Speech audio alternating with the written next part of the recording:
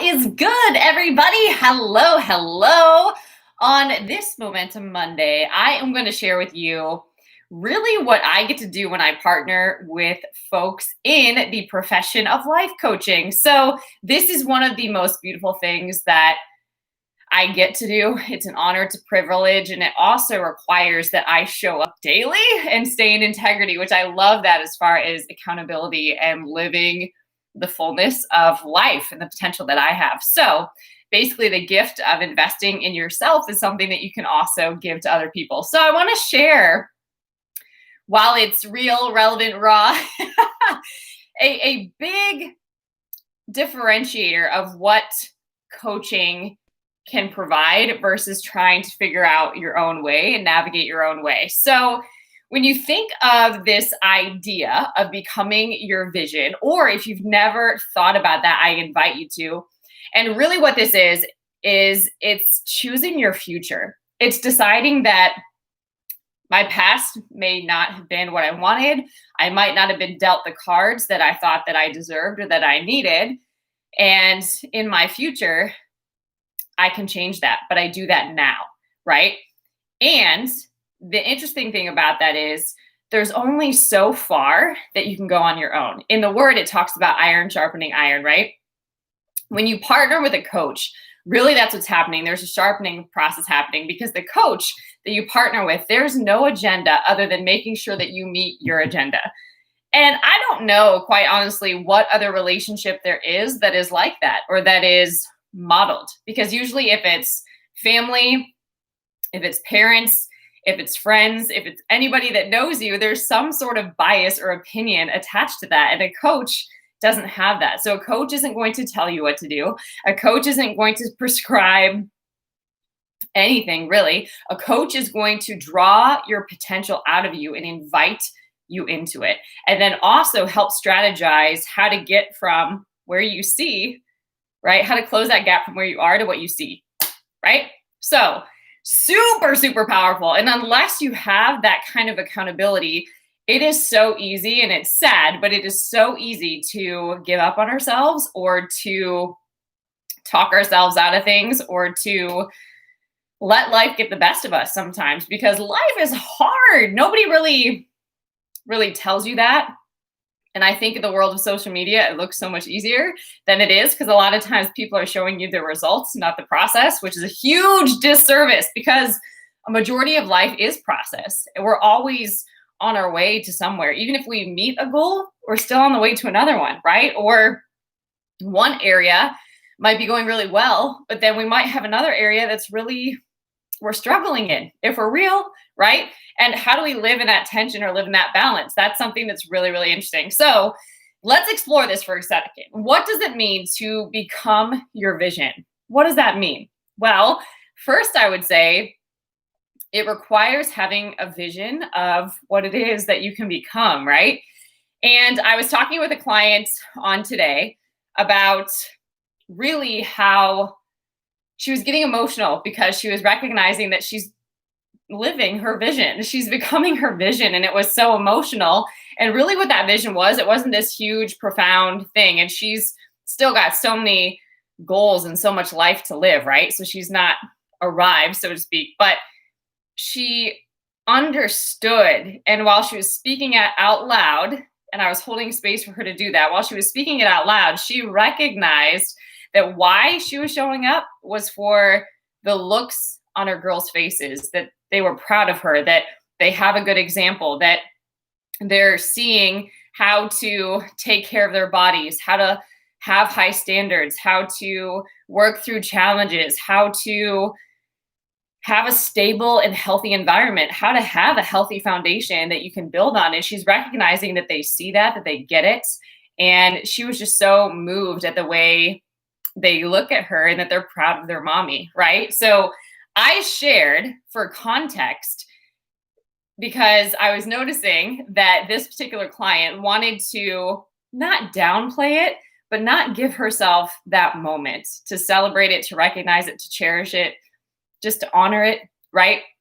So I was giving her context. So for example, in my life story, I had an adoptive mother that struggled with alcoholism. So I saw at a very early age, I remember around 9, 10, where she would just be absent because she would drink and she would nap and she wouldn't be present. And our family at the time was my adoptive father. I had an older sister and a younger sister as well. So here we are living in a beautiful home in the country. She's married. She has these beautiful girls that are doing well and thriving, but she wasn't present. She wasn't there.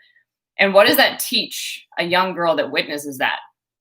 That life is so hard that you have to have a crutch or that you have to run from it, that I don't value these relationships, right? It sends mixed messages to a young child that doesn't have the maturity to process what is happening. Okay, so there's that example.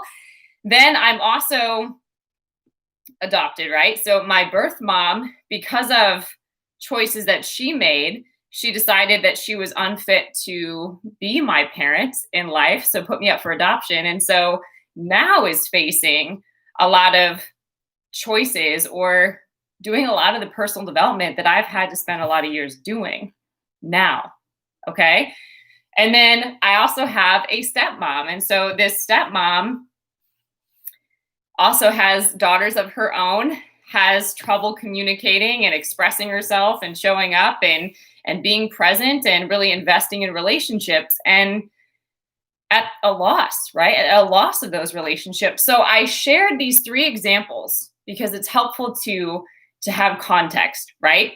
So 3 examples, and what was the theme was that these women didn't value coaching or personal development or learning and developing themselves and being accountable and being responsible and doing this work to be a good influencer, to be a good role model, to be a good leader. And so what I was holding up for this beautiful client is that how different then is it when a young girl sees healthy habits, a stable example, a consistent figure and role model and example in their life, right? That shows up every day, that they get to know, that they get to do life with, that they get to have conversations with, that they get to feel nurtured by. What's the difference, right? So I had 3 moms, right?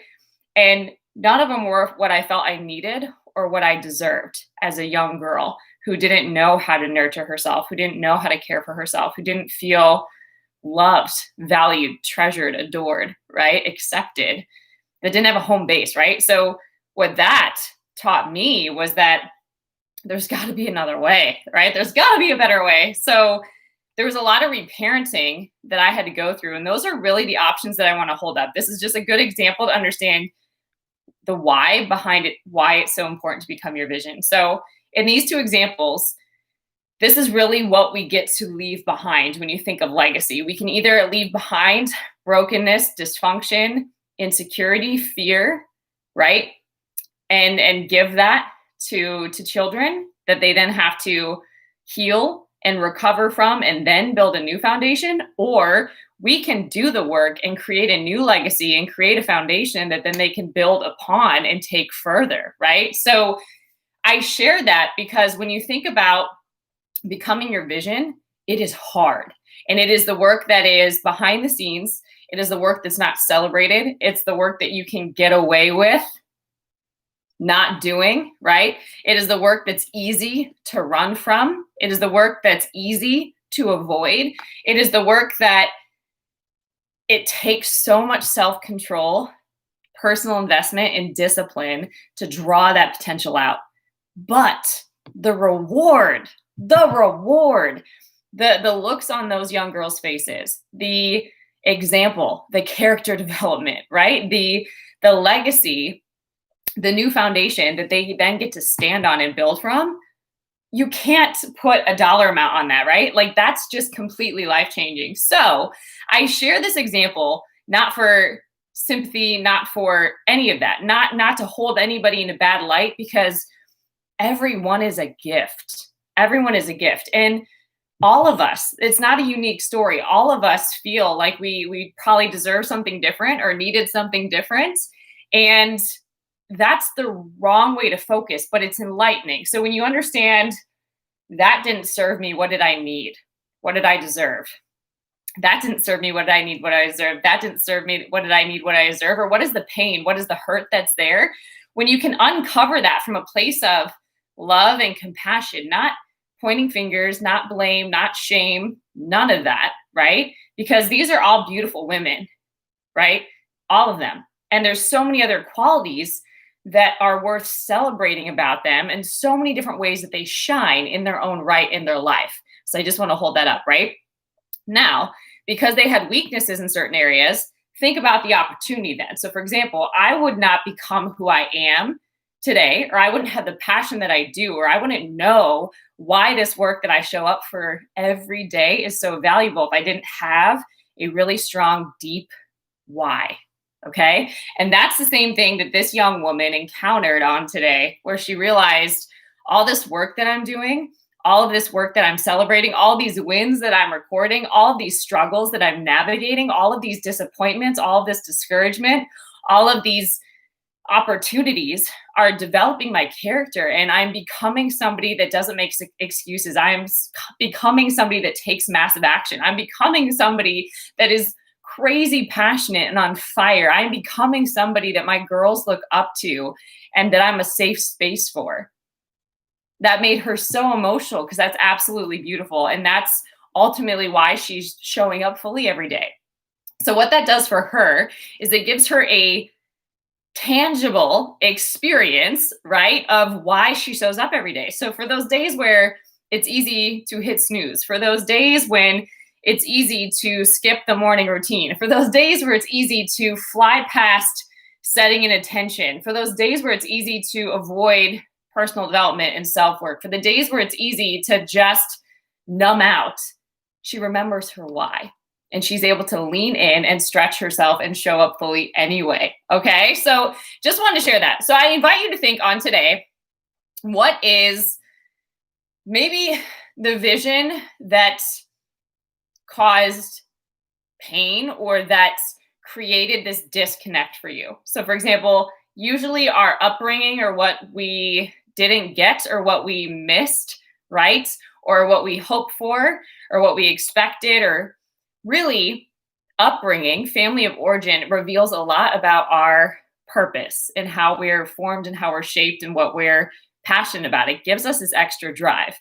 Obviously, it can have the reverse effect too, but if you use your pain and channel it for healing, for growth, for development, for progression, then you can really get all the lessons out of that and share the wealth, right? So you become a deep reservoir of all of this treasure and all this gold that you can then share and help people with. Okay. So think about your childhood, your past lessons that you learned from not getting what you needed or what you deserved. Think about that. What did you need? What did you deserve? So I had the opportunity to learn what real self-love means, because normally a mother is a nurturer. They care, they attend to, they speak life into, they encourage, they build up, right? So I didn't have that. So I had to learn how to be that for myself. And when you look in the world, there's so many variations of what that could even mean that can be really overwhelming and confusing. And so for a while, it was for me, but that's the path that I was given to navigate in order to discover what that actually means for me, right? Then I also had the opportunity to learn how to be a great communicator and express myself, because I didn't see good examples of that. I knew how to shut down. I knew how to let feelings not be expressed and just bubble up inside and get even more confusing. I knew how to not have any problems and just be private or not talk about any of the issues, and they always come out in the worst way.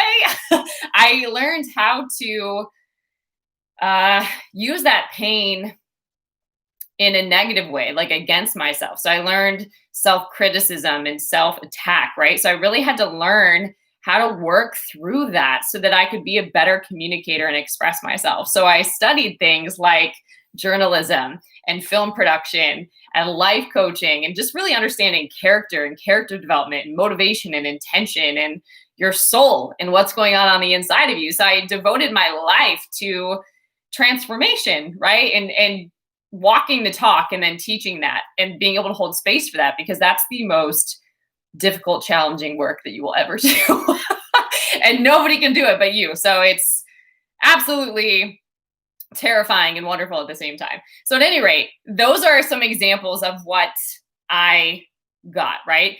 But on the same note too, I had a father figure that was a doctor, right? So he was always working and not present. And so what I really craved was affirmation and protection and provision and security and stability. And I got some of those things, but also lacked a lot, where I had to learn how to be strong, independent, self-sufficient, secure, stable. There was a lot of my identity. So I did a lot of identity work, a lot of authority work, because I didn't have that modeled, right? So that, just take from your past. Again, I really want to encourage you. There's no model here or framework of sight that says good, bad, right, wrong.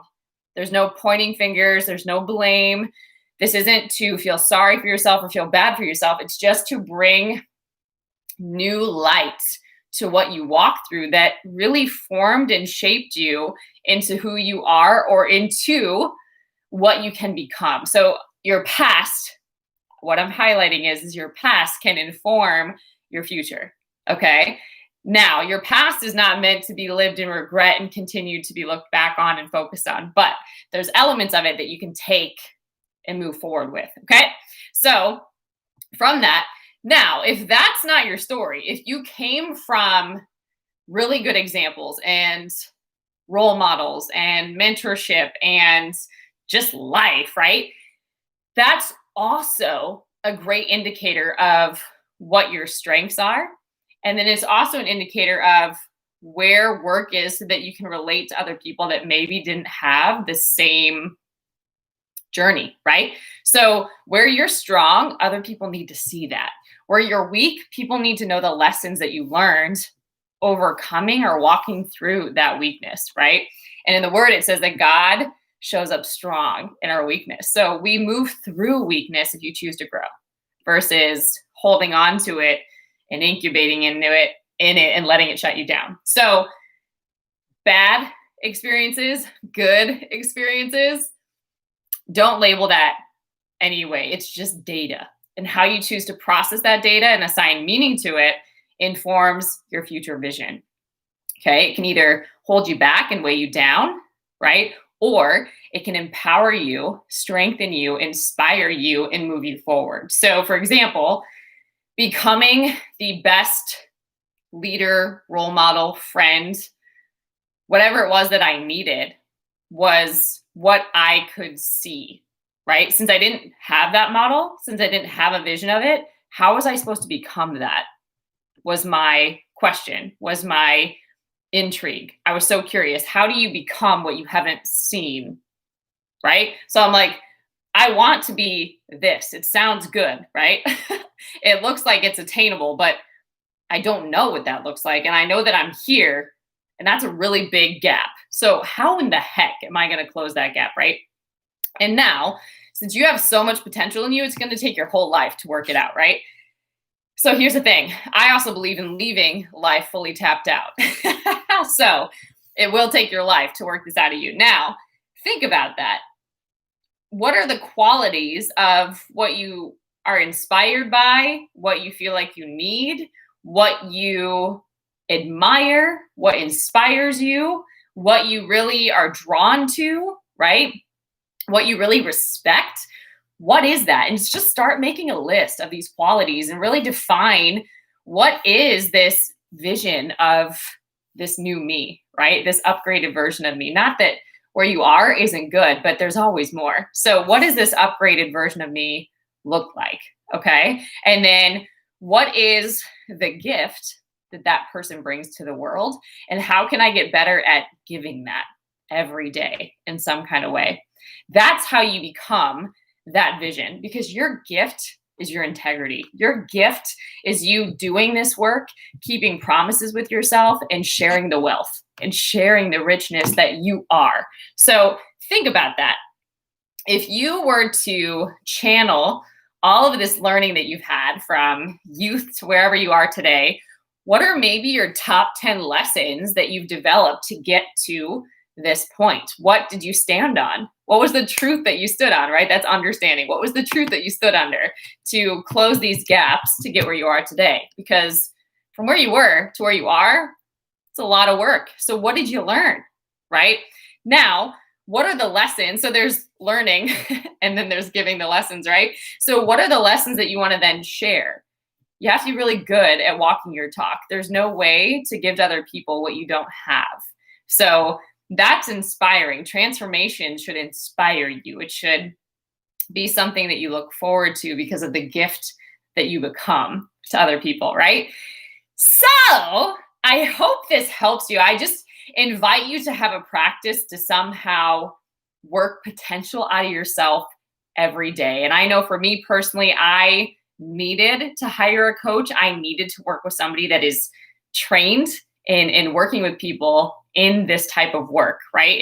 It's very different. It's not like recovery. It's not like counseling. It's something that's totally different. It's you're at A, you want to get to B, and this person is holding space for you and helping you strategize and helping you get empowered and take these massive action steps where you build such momentum that you just know and own who you are. And then you start to believe, I can do this. Even if I don't see the way, I can do this. And this is possible. And I'm the answer. I'm the one that's going to make that happen. So there's a really real shift that happens where you're no longer bummed about what you did or didn't get or who did what to you or any of that kind of stuff. You're so focused on the fact that you're the answer, that you're life changing, and you working your potential out is your responsibility. So you don't have energy to get caught up in all of that. And the best gift that you can give to other people is walking that out because you give them permission